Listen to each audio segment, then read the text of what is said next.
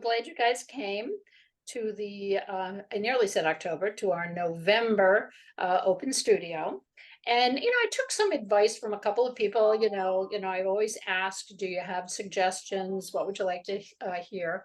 And someone had suggested about talking about big shapes, but also big shapes in the initial part of your painting in terms of their impact and their interest in the variation of shapes. So I'm going to do a little bit of that. And I thought one of the nicest ways to do that would be to pull up some photographs and then the painting and describe to you a little bit about how I interpreted the painting because interpreted the photograph, I should say, because as you know, I often use photographs as a jumping off point, but then I do change them around.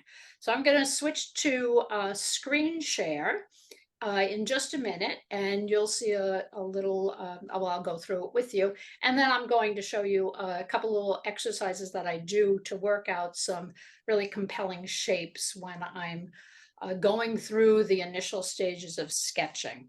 All things that you can do at home, they don't require, any fancy schmancy, anything other than a photograph, some paper, and something you can do a little bit of value work with.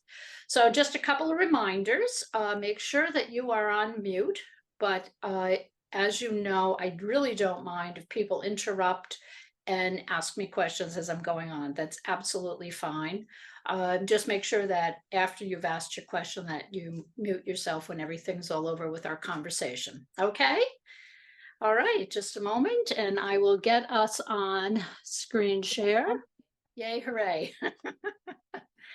Okay, so just as an explanation, I take lots of photographs. Sometimes I actually have ideas in mind of what it is that I want to do. And sometimes I'm taking photographs because there's something that actually has captured my attention. And you can see the back bed of the truck here. And this is on one of my ventures out to Sandy Neck with painters. So I do like sitting outside because I can take lots of photographs of what's going on. So in this one in particular, the immediate big shapes are obvious. We have the sky and we have the land. Okay, if we want to break it down to simplicity of the way that the picture plane is divided. The base of your division really revolves around especially with landscapes, a division of land and sky. And as you take photographs, I would suggest you take them various heights. So take a photograph that's low, hold your camera down by your waist, take it at eye level, and then hold your camera up high, squat down, do a hover, stand up on something high, get a variety of angles of the same exact scene, because what will happen is that eye view line is going to change, and in doing that, it's going to proportionally change the sky and the land. So this one's a little bit smack in the middle, on this side especially, it raises over here. But my two big shapes here, this is the focus of the story for me because they're really interested in the shadows. So if I go in here and I look at the shapes, I'm going to try not to bring it in close again. I'm looking at dark shapes first. So I'm looking at all the dark shapes that I see, and look at the way these are connected. Don't worry about these little tiny areas. Those are embellishments. This gets all connected. Technically, I could connect this in here too. So what happens is I wind up with a far more compelling shape because what I've done is I've treated these trees that are in the background as a unit. And if I want to, I can treat the shadow as part of that same unit, which means I have a continual shape that moves along this whole back. And even in here, I could treat this as a unit. It's actually moving more towards a middle tone rather than a darker, middle dark right here. So when you look at photographs, or if you're, standing there in real life, and I do have an example of one I did plein air, you want to not say in your head, tree, shrub, dune, whatever this stuff is called. What you want to do is you want to start looking at things in terms of their shape and how they can be connected. Now, not everything has to be connected, so it's just depending on what you're doing. And in the background there, having that connection really helps in pulling this into one plane across the farthest edge of our actual landscape. So when we think of our planes, and in one of our classes, what we're doing is we're talking about our foreground plane, what is nearest us, okay? Our middle ground plane, which is what falls in the middle, and then our background plane that is really far away, and how color changes through each of those planes. So whatever you're doing, each of those planes winds up contributing to how do I design my shapes. So my background very easily can get connected. Like I said, depending on what you want to do, this can be part of it, or that you can keep for your middle ground here. My foreground shapes. You'll notice that when I show you the photograph, the painting, that I've actually changed these shapes around. There's a lot of separation that's happening, and I really wanted to have that feel as though they were like moving and gliding around together. So I do a little bit of to use a little bit artistic license. So in doing that, there's a little bit more connection between some of these guys. Okay, so this can be treated really as one whole shape, very close to this shape that comes up and it moves down around. And I change some of the shadows around so the shadows themselves are actually a part of the unit of the objects, the shrubbery here that is creating the shadows.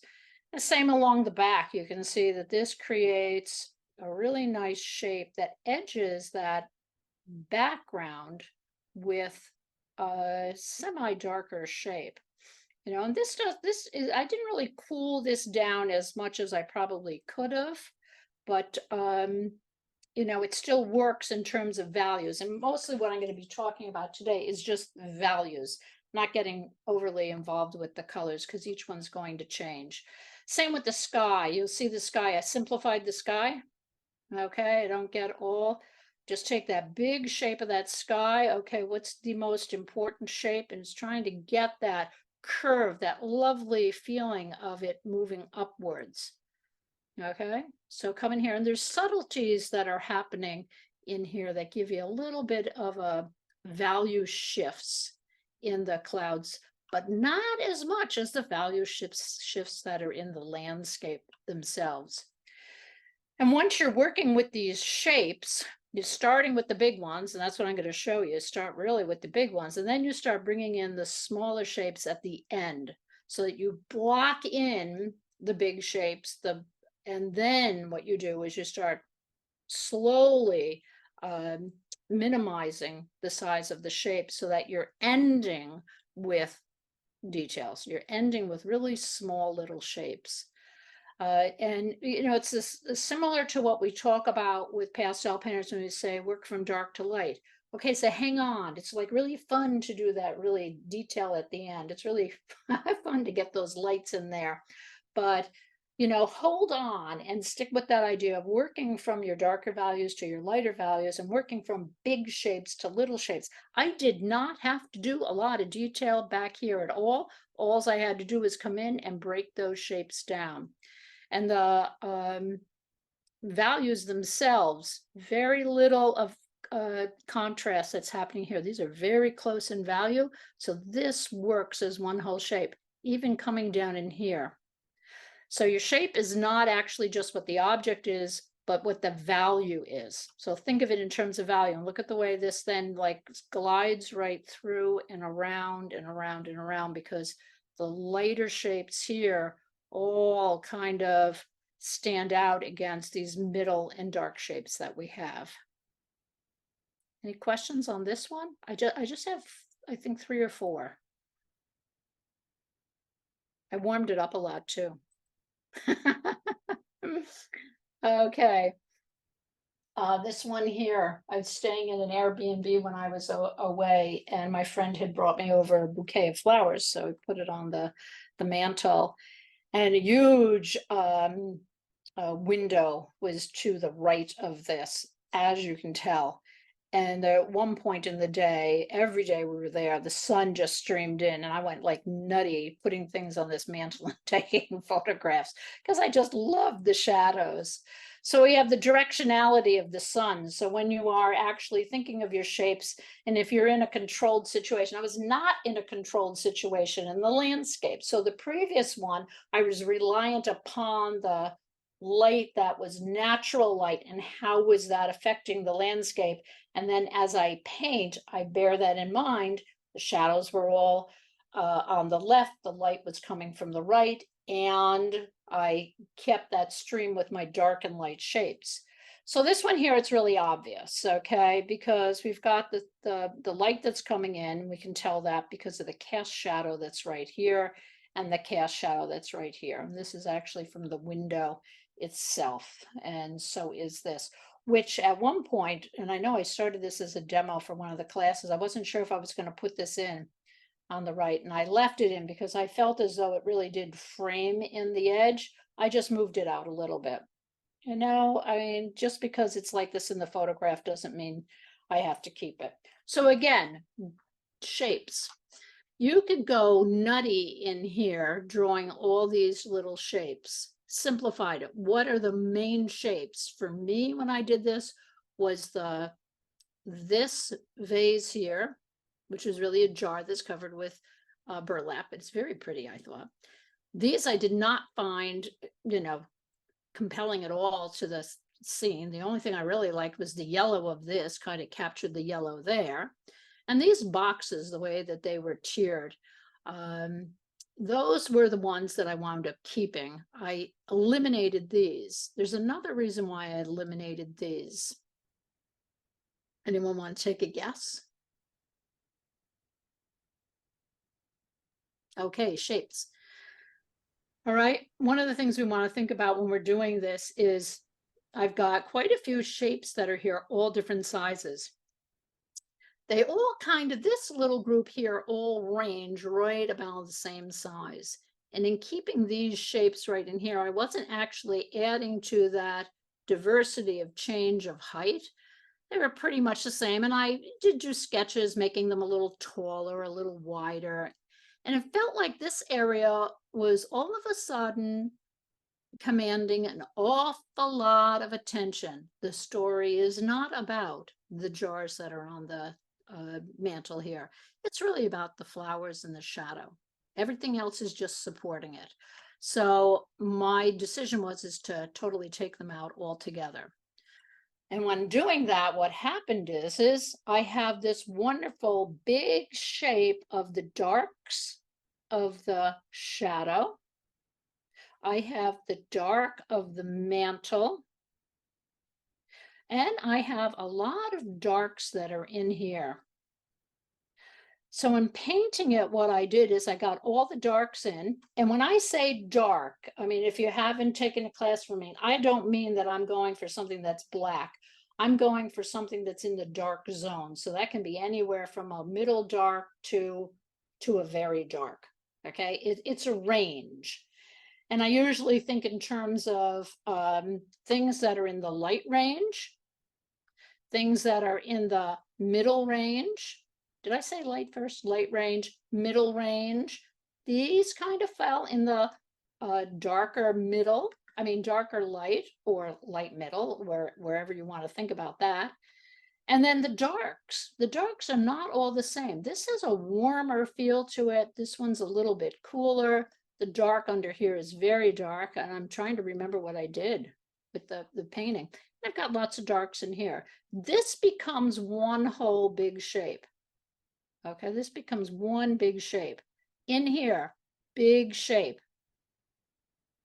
So when I start to paint, what happens is, because I've got the dark shape that's underneath these flowers here, and leaves and stems, all I actually have to do is get in there, give a little variation. So I tone down some of the very dark that I had, like this right here, adding some blue greens, and then little hits of strokes where the light is falling. So when we think of shapes, what we're doing is we're thinking of shapes in terms of where, in comparison to this, where the dark is, the big shape, where the light is, the smaller shape. And then your middle shapes really wind up being some of the objects that actually fall between that large shape that you started with, the smaller shapes that you have here. So if it's even with the flowers. Now, they are not, flowers that show a lot of detail. They read as a flower unit, which is exactly what, I wanted. If you squint your eyes and look at this, if we had to say a value, they're not as dark as that, they're not as light as this. These guys act as a unit. So if you always think about things that are in the light zone, you want them to act as a unit, dark zone, act as a unit, middle zone, act as a unit. So even, and these are embellishment. Well, I use the word embellishment. I'm not really sure what the technical term is, but I think anything at all where you're making a little bit more of a description, I considered an embellishment. It just kind of separated the boxes with that little bit of a shadow. And the difference here, I now have this little calm area that actually created this beautiful dark shape that's in here. And it would be very easy to look at this and say, oh my gosh, that bouquet of flowers is absolutely gorgeous. I mean, look at those colors, it's, just got the lovely light that's falling behind it. But to actually play up the whole idea of this shape connecting to the dark shapes in here. And then what happens? Look at this, all kind of works together as a unit, and it starts separating because I'm looking at smaller shapes. And look at these small shapes. This is where I carved out. I went in with light value and I carved out this area so that I then left the stem and I left the edges of the flower. And these make a really almost nice fan feel so that you're fanning those lights that are behind. So this one's certainly shows you the example of just simplifying your photograph by thinking of each of those different objects as which ones can connect with one another. And these guys connect. I mean, these guys were like, that was kind of like easy. They were all the same color. I just kind of did a little variation, kicked up the, oh yeah, and I did use a dark down here. It was funny. I was trying to remember what I did. Any questions on that one? Yeah, Betsy, I have. Oh, okay. Let's start with Lori. Okay. When you did the shadow on the wall there, did you do that as one big shape and then carve out the space between the stems like you did with the flowers, or did you? I did carve it out. I did. Oh, There might have been parts that I didn't carve out, but yeah. overall I did. Now you can see that I didn't carve out here because see that salmony color right back Yeah. here? That's actually the color of the paper. Oh, okay. Okay. So you can see the color of the paper here too. Yeah. Okay. And that's another thing, using toned papers, whether you buy them already toned in colors from a manufacturer, or you buy a beige or a white sheet and you tone them with any number of things to give color to it. That color can actually, that's underneath, acts as something that creates a lovely interaction with the colors that went on top of it. And that was like really almost a surprise how well that salmony color worked with this and that. I didn't really have to cover it up. And there was a wet underpainting that went on underneath here too. But yes, essentially I did go in and I did carve out. And you can see some of the areas where they're obviously a little bit more carving out because there's less of the paper showing through. Right, like right in here, right through this. This would be like, really, why not? It's all a darker color. Get in there, carve out, get that edge, paint this shape right here with the light. Okay, this is all dark, come in with a light right down the middle. And then again, we're doing that painting from dark to light. And same thing in here, and then you wind up just breaking up that mask because it was all pretty dark in there, and come in and get some of that light that's falling in. And I know you've heard me talk about carving out before. I love carving out because it just brings the light right into the uh, object. And in this case, the flowers brought it right in, and it brought it right into the shadow that's on the wall, and even this space that's in here. It's a little important space there too. And was it Marianne who had a question? It was. Yes. So your table looks like it was a black table and it looks like you used blues. In the darkest darks that you have, is that like a dark, dark, dark blue? Did you stay with the blue colors or is it Yes. some other color? It's blue? Now, my guess is that's a really good question. I'd probably have to look at you know how I keep my little swatches. My Mm, guess is it is a variation of blues, and it could be very dark violet in there, to tell you the okay. truth, because I've got a variation on a violet up here. So I probably did use another violet down here, but I'm not actually positive.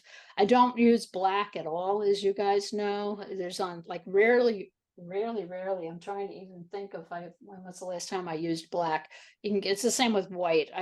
Although everybody knows that if you're taking classes with me, I was on this quest not to go too light. Now, the too light in this, I think, really worked because you can still see the colors that are in here. You can see the blues, you can see the little bit of the yellows, the peaches that are in there.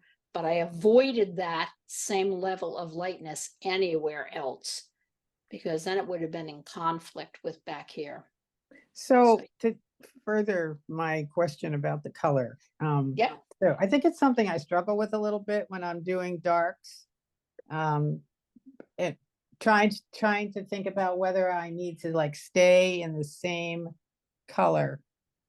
Not aside from the value, like if Right. like what you have here. So you're in the blues and maybe some violets. So you Yeah. wouldn't go to some other, even as dark as it might be, you wouldn't go there, right? You would sort of stay with this color. Well, I would say it depends on the scene, but Okay. overall, if you think of, let's say you're looking at your dark zone. Okay, we're looking at the dark zone right here. Okay, the dark zone right here. Okay, and the dark zone in here. Well, they each take on a different feeling. So this really was black. So I knew that this one I wanted to have darker. So that's why I probably did stick with a blue and a bluish violet. They're analogous on the color wheel. Okay. Okay, here it was capturing more warmth because it had the flowers that were here that were warm, the greens that were warm. This one has a little bit more of a reddish violet in it. Again, analogous colors on the color wheel. They are near one another on the color wheel, or next to one another. And Okay. here in the blues, this has got some dark greens in it. It has other dark colors in there too, just to give the feeling of the different flowers. But again, it was all thinking of that zone of dark, and to add like a blue in here, I think would have been really counterproductive, because I'm doing the darker area of stems and leaves, so the darker green. But anytime you're trying to decide, if it's not the actual object that is helping you decide, think of analogous colors on your color wheel if you're trying to keep them connected, integrated. If you're trying Yeah. to create something that's more of a contrast, let's say if I had used like a reddish color down here, okay, or an orangish color down here, I would have created a little bit more of a tension of colors, because orange and blue are opposites. So orange and a blue on this area down here could have garnered a lot more attention. I use the word attention in terms of it would have jumped out more. Okay. Um, So okay. that analogous thing actually is very helpful. Thanks. The Thanks, Betsy. analogous thing is really helpful. You Yeah. know? Remembering, and- remembering it would be even more helpful, but yeah, that makes sense. Yeah, of course, as soon as you hear it, it makes sense and you know it. You know that, Mary Ann. I know. Okay. Thanks, Betsy. No trouble at all. Okay. Okay, how do you simplify something like this? Okay, gosh, there's so much that's happening in it. And this one I did for the Mutual Muses. If you, a couple of emails, newsletters ago, I had put the poem that I had received, and this was the photo I chose to interpret the poem that I was given to do a painting of. And I did the exact same thing that I just did the sketches. I'm going to show you how I do it. I do the quick sketches, thinking in terms of where are my dark values? Where am I? This is heavy on the middle values, isn't it? Look at almost everything's a middle value. I got some dark values, little tiny dark values there, a little bit in there. And then I've got all the light from the plastic edged Quonset hut style boating building that they had at this place. So I did work on this. This all became its own unit. Okay, so when I put down my initial colors, everything here was the same color. Okay, same color, same value. Back here, you'll see what I did. I did something a little different. Okay, even in here, okay, I do wind up gradating it, and you'll see in the painting how it changes, but I did not treat each of these planks of wood as something separate. This was all treated as one unit. And this one, I think it's like pretty up. Look at all this wood. Oh my God, that would have been driving me nuts drawing all these little thingies here. This kind of did drive me nuts because it didn't really have a whole load of options going for me, because I really did want it to read as if it was the what do you call it, like the skeleton as such that's holding the plastic, the framing that's holding the plastic together in here. Okay, the huge contrast of shapes, we could treat this as being my light shape. Okay, we could treat this as being my middle shape, or middle value, I'm sorry, I should have said middle value shape. And then we just had this little small shape back here. I'm thinking, you know what, there's an awful light coming in here. So I created more light in here, and I'm going to go to it next. I'm going to talk to it. You can see how I changed it around. Okay, so I did not add, you can see what I did is this has all about the same color on it. See these all have the same color. And then what happened, I just went in and I created lighter or darker areas so that I could show just a little bit of variation within the planks of wood, so that the direction of the wood became more of apparent. If I didn't have these lines right in here, it wouldn't be as obvious. And the direction of my stroke. This is really very abstract in here, right here. I've not drawn every single one, but I've been able to create just a change by smaller shapes. I went with just changing the color altogether at the end. And the reason I did that was I wanted the boat to stand out, and I felt as if this back here was going to compete with this here. I also, the poem was really, this was the part of the poem that I was trying to capture. And again, in here, it's just quick little strokes. This was, there was a darker color, and it was just like little strokes of light to break up the big shape of the dark color that was there by adding the lighter color on top of it. So again, shapes. Okay, a lot of linear shapes, a lot of shapes that are creating edges.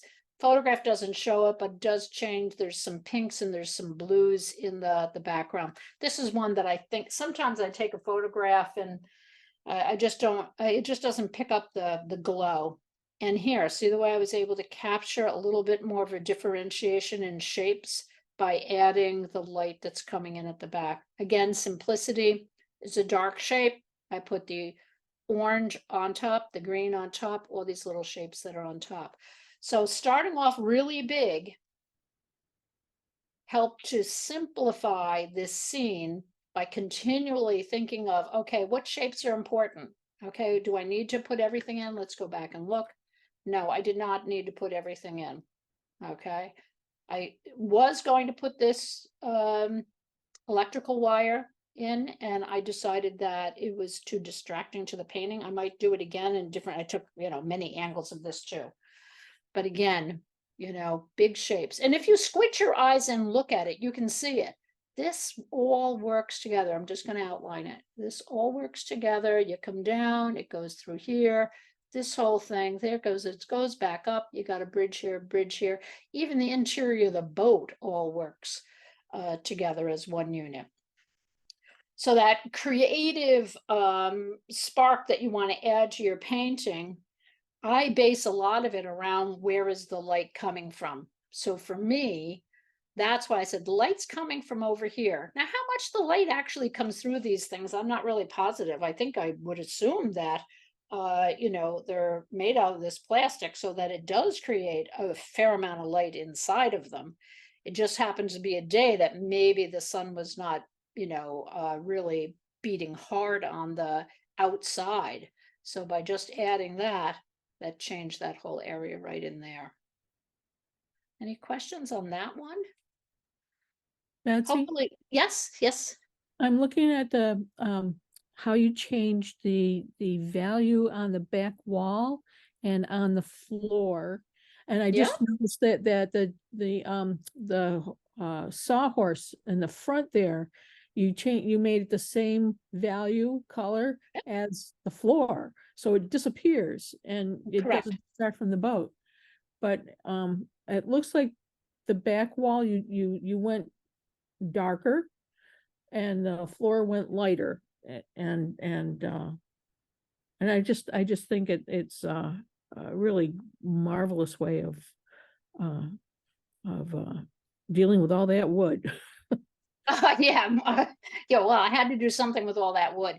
The reality of it is that I definitely made this lighter. This I did not want to. If I had made this, and that's a really good observation, Lori, right? Yes. Lori's talking. Okay, yeah. This here, I just didn't want this to become too obvious. So I carved it out. Okay, I got the dark in there. Okay, so that gave the shape of it. Back in here, the value that's back there, except for these little bits of dark right here, this is not a dark, that's a middle value. What's happening though is that back, what's the difference? What word would we use to describe this back here? Boring. Color. It's okay, yeah, it's boring. Okay, it's probably a middle light value. It's just a beige, yellow, orangish wood. It's very muted, doesn't have a lot of color tone to it. Okay, so by bringing in a green, look at how light that green is. Yeah. Okay, that's dark, that's light. Okay, I got some middle going on in here, middle values that are happening. So I was able to just change that up and it kicked up. But what happened is it, I think when I was doing it, felt like, yes, it does bring you back to because like I said, this was this part of the poem that I was really trying to target, and just bring you back to this man's workbench, or this, boat maker's workbench that's in the back. Right. I appreciate it more now that I understand what you were doing. When I saw it at first in an email, I didn't get it at all. So this is a really wonderful way to see your work through your eyes, as opposed to me trying to figure it out. So thank you. Right. It is true. And this is why it's really interesting to listen to artists talk about their work, because, and I don't mean just me, I mean, anybody, or read about an artist's work, or an article, or, watch a video, or anything at all, is the information that you get from them about where they're going with their own art. And, I think when I tell people, oh, don't get captured in the color of the This one was a really easy one to say. Don't get captured in the color. Guess what? There's hardly any color. This is like just slightly one bit better than being a black and white photograph. You know, there's no color, and you do like to infuse color. It's just, where do I infuse it so it works? And I'm also noticing that bottom wall on the frame to the right of the boat, that you made that darker. So it Yeah. was more contrast. Correct. Yeah. Yeah, I did, and part of that again is to create more contrast. And what happened with that is it kind of keeps that swoop, Yes. where we're going right along here. And the trick was not to make this, I mean, this is light, but in real life, it's not as light as outside. The outside is lighter. This is where I want the light to be. So again, everything was based upon big shapes to start, finding shapes that had interesting, I mean, this was really a lot of fun to do. This section here with these guys going across and down, and then this big shape right in here, and continually saying to myself, don't overdo it, don't overdo it. Just remember that. Thank you. Any other questions? Is that okay? So this is a plein air location. So this is the photograph I took. It was a beautiful day, not this year, it was last year. This year I didn't get there when the osprey had their nest. We've got the young osprey up on top here, the osprey nest that's falling down here. So to simplify this one, wow, okay, if we squint our eyes and look, clearly the sky creates its own shape right here, okay, and we've got those lovely sky holes. Okay, that is, I tend to do the sky first in landscapes because it just sets it up. Then we've got the dark shapes. Okay, we've got this really dark interior. Coming through here, this can fall in the dark zone. Okay, this falls in the dark zone. Look at this really fun shape that's happening here. If we don't think chimney, shadow, nest, shadow, if we just think shape, really interesting shape here. Same with here, really interesting shape that's coming down and over, and guess what? It runs right into this, and even though it's not as dark as that, I have to decide, is this going to be as dark as that, or is this not as dark? Is this going to fall in the dark zone, or is this going to fall in the middle zone? And I chose the middle zone because I didn't want it to compete. This all works together. Okay, one big shape. This stands apart because there's no light hitting it at all, as does the interior of the windows. But windows, I think sometimes you have to treat them as a little bit of a, as I said before, that embellishment. Not necessarily doing them at the end, but we're not getting a lot of detail within these windows, nor do we want to create a lot of detail. And speaking of detail, look at all the shrubs, and there's stems and there's branches and there's light falling on them in different shapes, leaves, and all those different things. So I do little sketches first, and this is what I was going to show you. I thought you might find it more interesting to see the one I did on location, though. So you can see, I just very quickly, gray tone paper, I use black and white China marker. Okay, and in here, I am identifying my lights, my middles, and my darks. And you can see very quickly, I tend to draw pretty quick when I'm on location. You can see the way I've got this set up. So this is pretty much the same.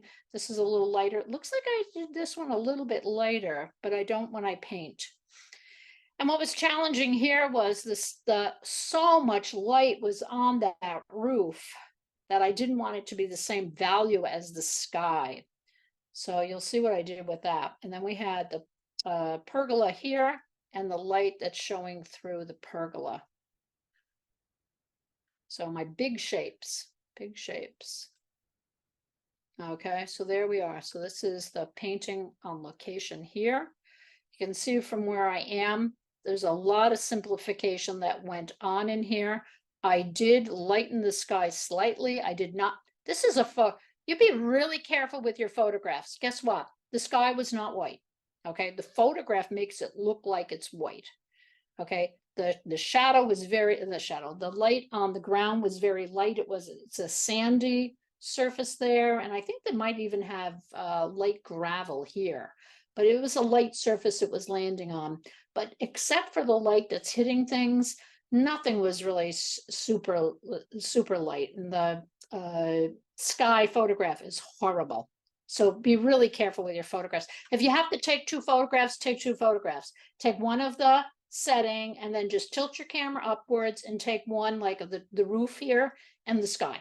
And you'll notice that when you're not trying to do the whole thing, you do get a more accurate picture of your sky, or photo, I should say.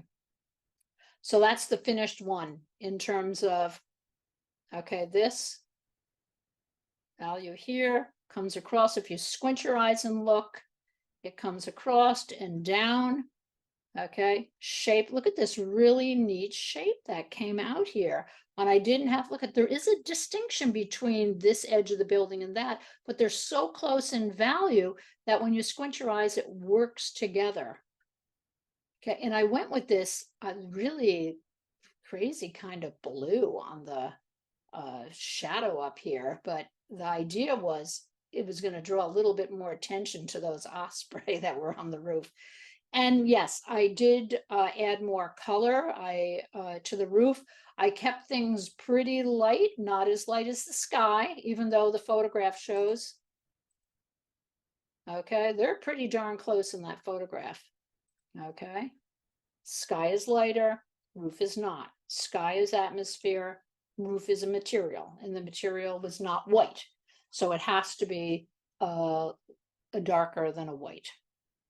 And down in here too, it's just getting, you know, you can squint your eyes and you can see a lot of close values. I'm moving between, you know, warms and cools.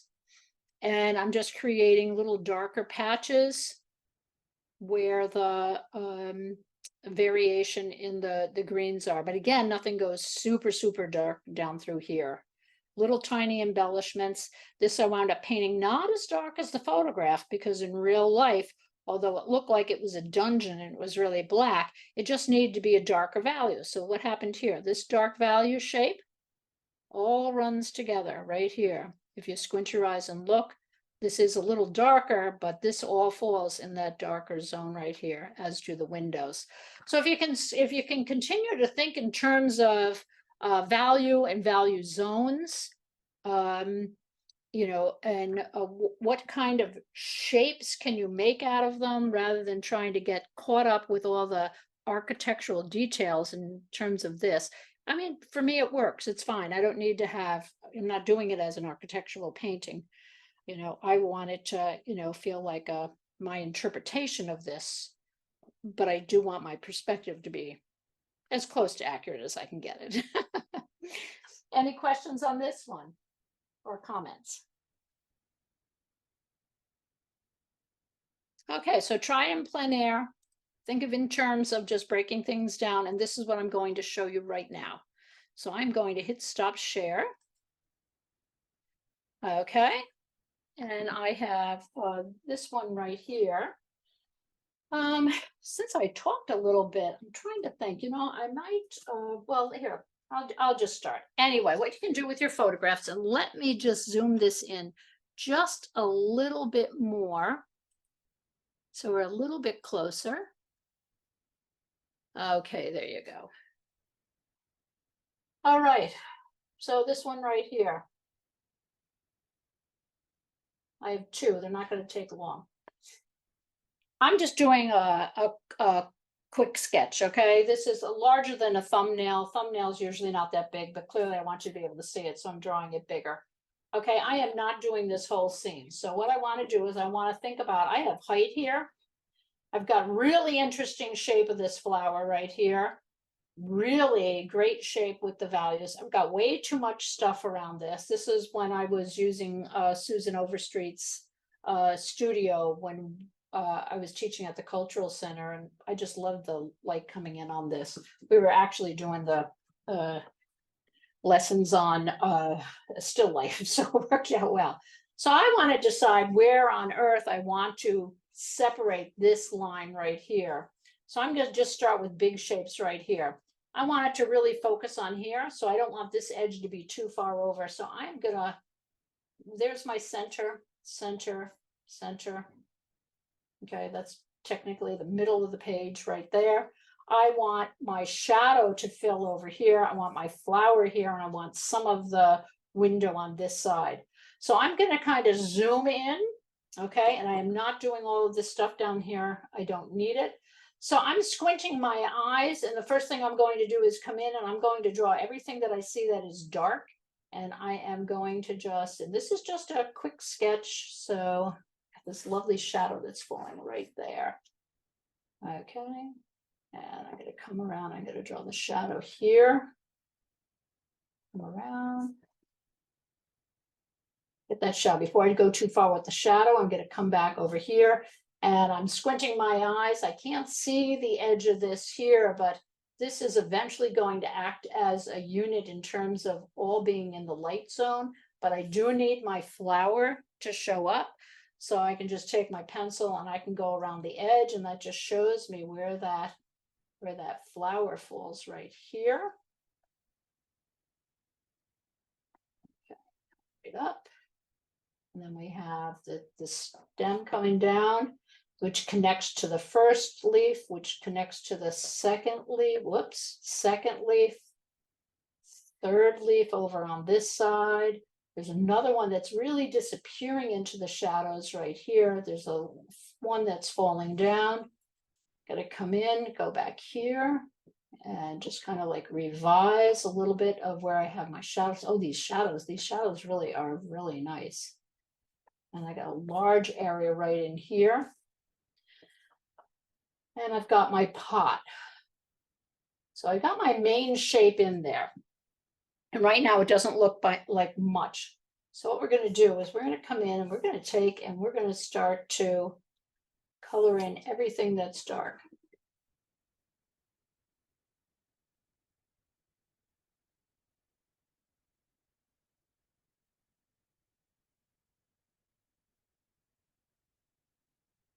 Now, when I do a thumbnail sketch, I'm doing it to see if I think I'm going to like it. And then what happens, I can go back and I can do one that's a little bit more accurate.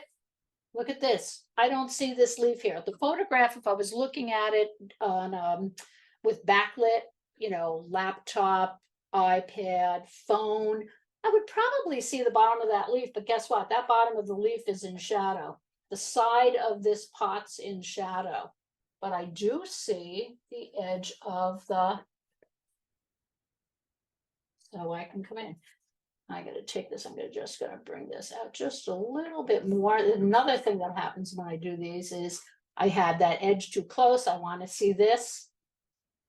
So I just bring the edge out. It kind of helps me decide what size I want to do a painting too.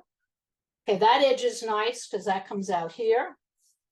Okay, so I come in. Oh, and then we had another one right there. That's dark on the tip. This is dark. That's dark. This is dark right here. That's dark right there. And you know what? It's starting to sit a little bit in the middle. So I'd have to be a little careful when I go draw it next time. Over here, I've got all this light.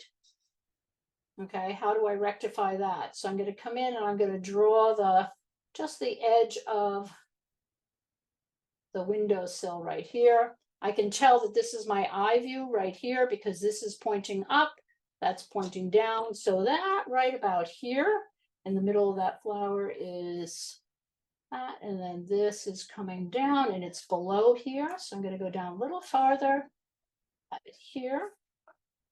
And I've got, ooh, look at the dark shadow I've got right under here.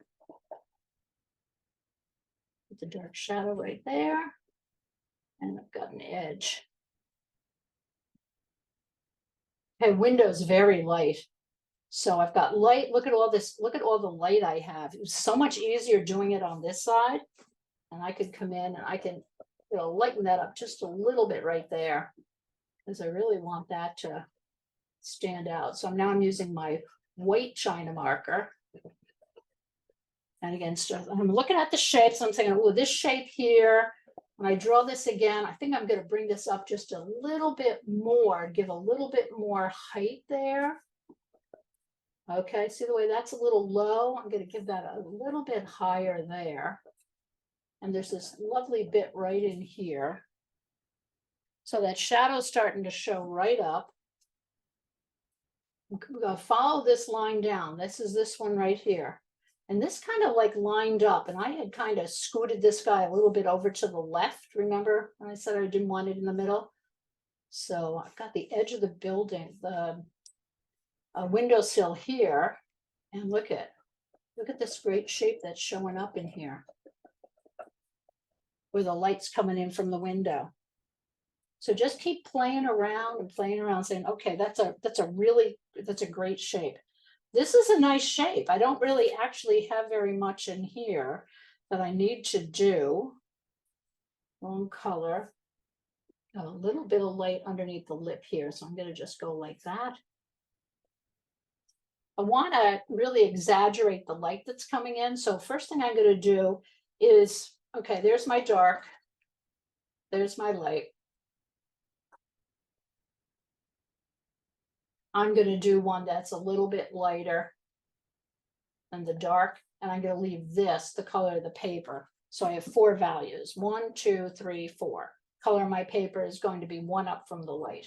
So I'm going to just come in and I'm going to trim this guy right here. And he's going to be not as dark as here. It's going to be a little bit darker. It's going to be a little darker right there. That's starting to show up that edge a little bit. A little light coming in here, coming down. This is going to be this value right here, not the value of the paper, because the value of the paper, these are my areas that are darker. These are my areas that are lighter.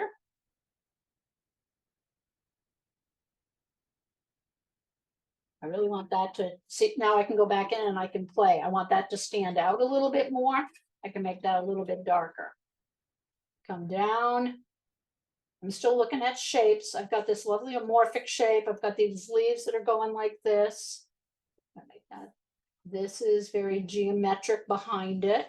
The window's starting to show up. Okay, outside the window. Okay, I don't really want this to wind up being very much, so I'm just gonna, oh, nope, that's the color of the paper. Sorry, I didn't need to do that. This should actually just be that. I'm gonna add the light. This is what I mean by carving out. I'm going to come around. A little bit of light there. Down here. I'm going to, you know what, I think I might drop this a little bit. I think I might have more light here. I'll have a little bit more light down here. Okay, and that's going to make sense because guess what? The edge of this is lit. Right into that corner, which means that I can say, guess what? There's going to be light here. And if there's that much light, I can't tell which shadow is which in the photograph. So I'm going to say, I'm going to take it, I'm going to break that up, and I'm going to have the light, the shadow right here. And if I draw it too dark, I'm going to go over it. This, I don't want that dark there, so I'm going to put a little light. The only thing with the China markers is if you put the dark down, it's really hard to get it lighter again. So I have essentially, in a very short amount of time, been able to identify where my zones are for my light, my middle, and my dark without getting caught up in the details of this. I'm going to come in here. I see a little bit of light. It's falling on these guys right here. So I'm just going to do that like as a little marker, as a reminder. They're not all light. Some of them are going to fall in this zone instead of that zone. Now I have 4 zones of values. There's my 4 values. And that's it. I'm trying to think, did I leave anybody out? I don't want to make this too dark. See that dark trim where they have right in there? Don't need that. Don't need that at all. Okay, because I don't want it, whoops, don't want it to compete with this. Wow, this would be like so much fun playing with the colors back here. I took this photograph like ages ago. And I want to get in there and I want to play around with this shape right in here. I want to play around with that. And this is what I talk about when I mean big shapes.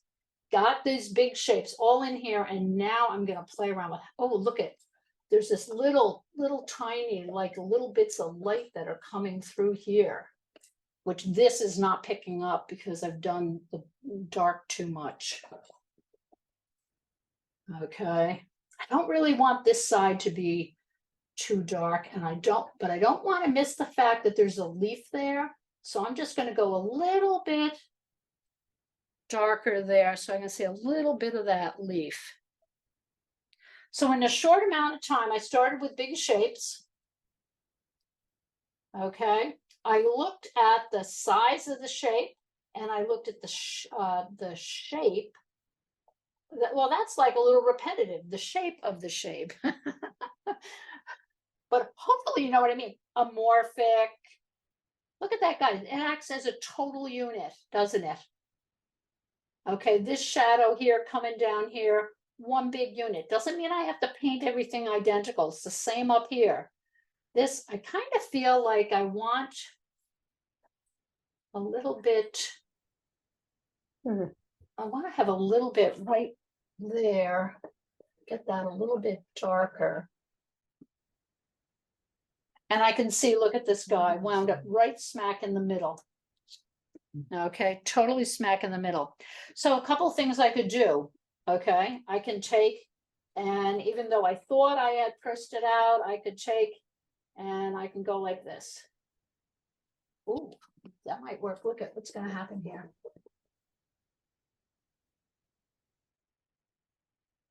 I get more light there. So I've got, it really exaggerates that shadow.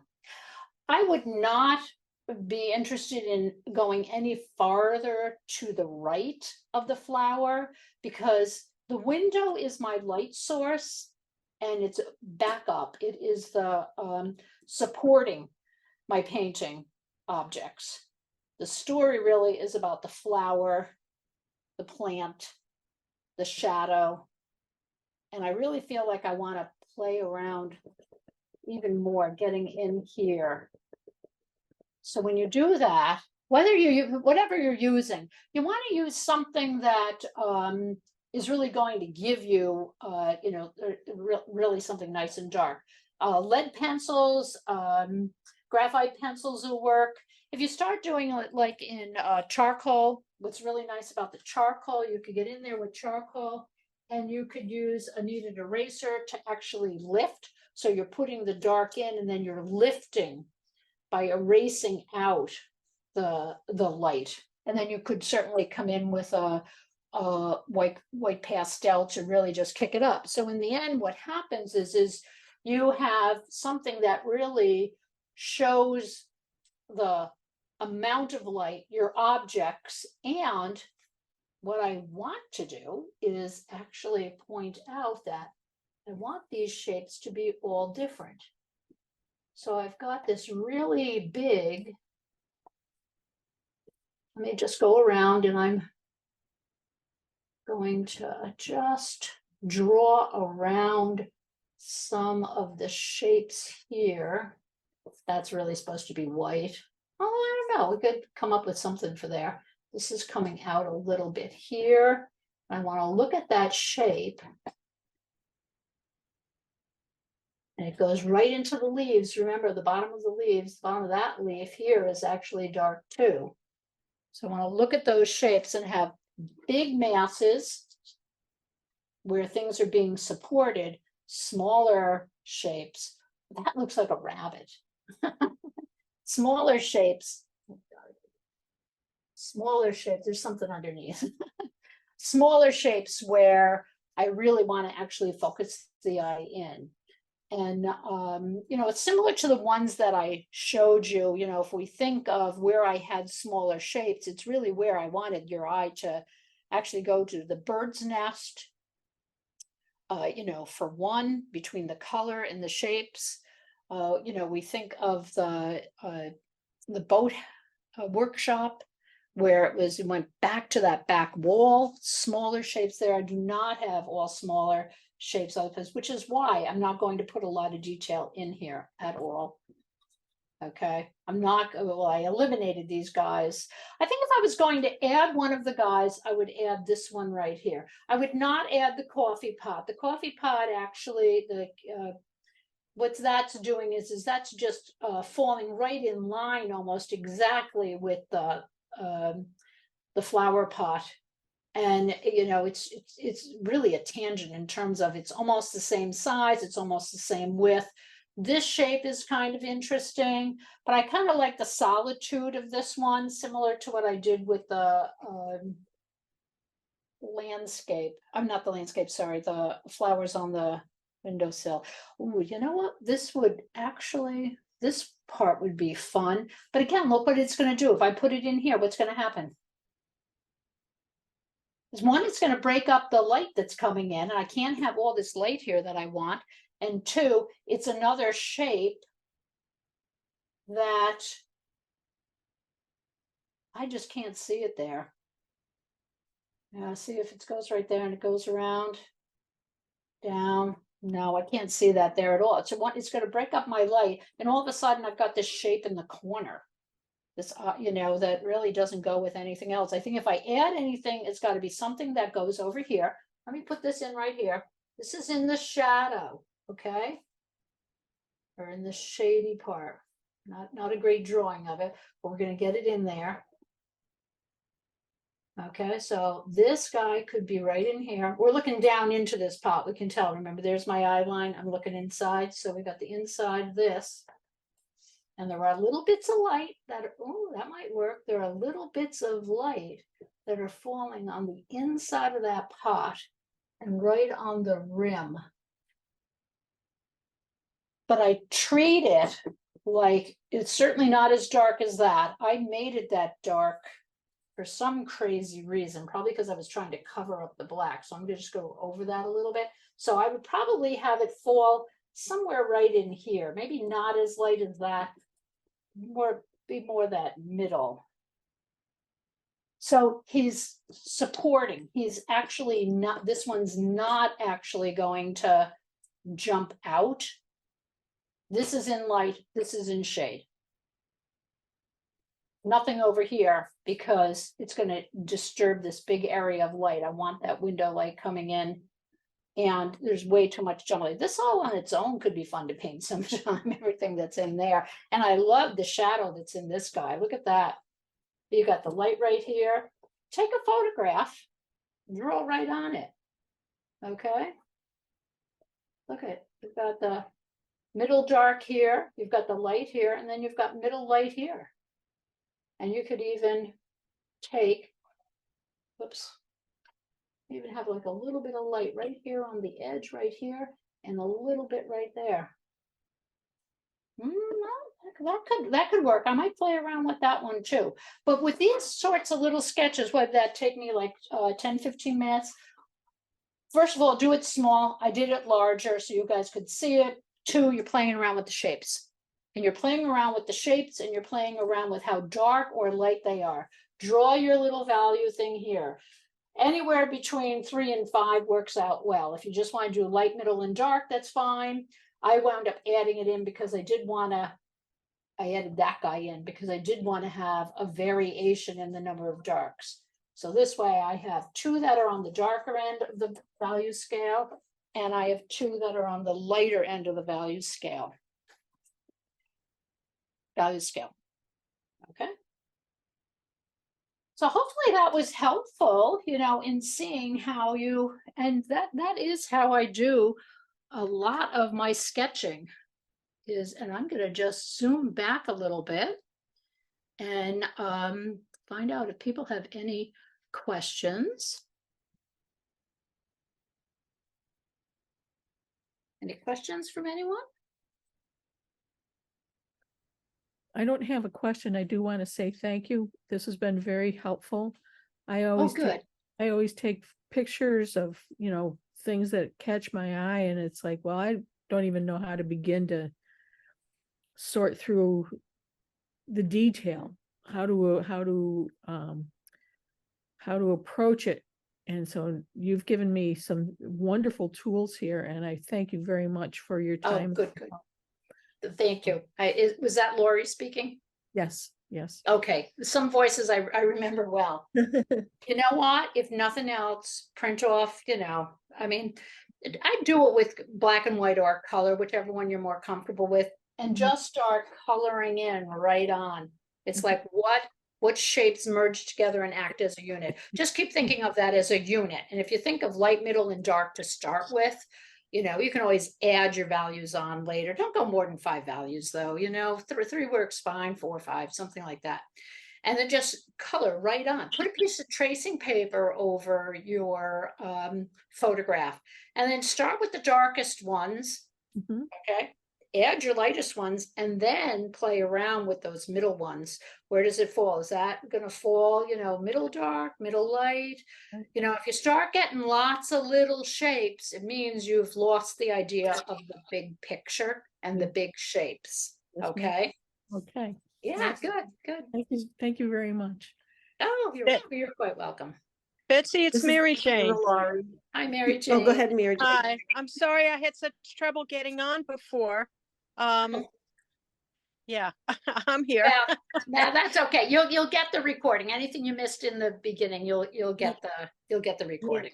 This has been so helpful because I'm always challenged about taking artistic license and how to change things so it makes a better painting. So all of this, I really, really appreciate it. Thank you. Oh, good. Yeah, it's just keep doing it. Big, little, whatever. Just keep thinking big shapes and minimal values to start with. Yeah, I'm got a lot of homework, but it'll be good. Oh, good. Thank you. Homework's not a bad thing if we like it. Thank you so much. Yeah, I This is really found this amazing. helpful too. Oh, thank you. I'm glad you enjoyed it. Thank you, So, Betsy. Very helpful, Quite Betsy. welcome. Thank Thank you. you. Betsy. So just to wrap up then, I appreciate everyone's comments. It's always nice to hear. I will be doing one in December. It should be the first Thursday in December. I might wind up pushing it just an hour later only because I'll be out during the day, but you'll get a notice on that. There's a paint along that's coming up, and it's going to be the week after Thanksgiving. So you'll get a notice on that if anyone's interested.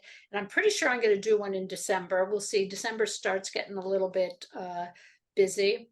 And you'll be getting a notice and information about the artist plan coaching. And that does start in January. So I'll be sending out something for anybody who wants to be part of the coaching group. I had a nice group for 2023, and my idea is, as I go along, is to have incidental little workshops for people to join that were part of the coaching group, and we kind of take our lead from there. So you'll be getting information about all of that.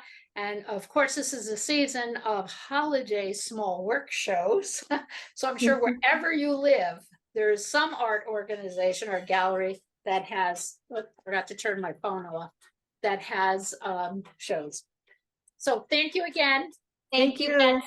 Okay. Good to Bye-bye. see you.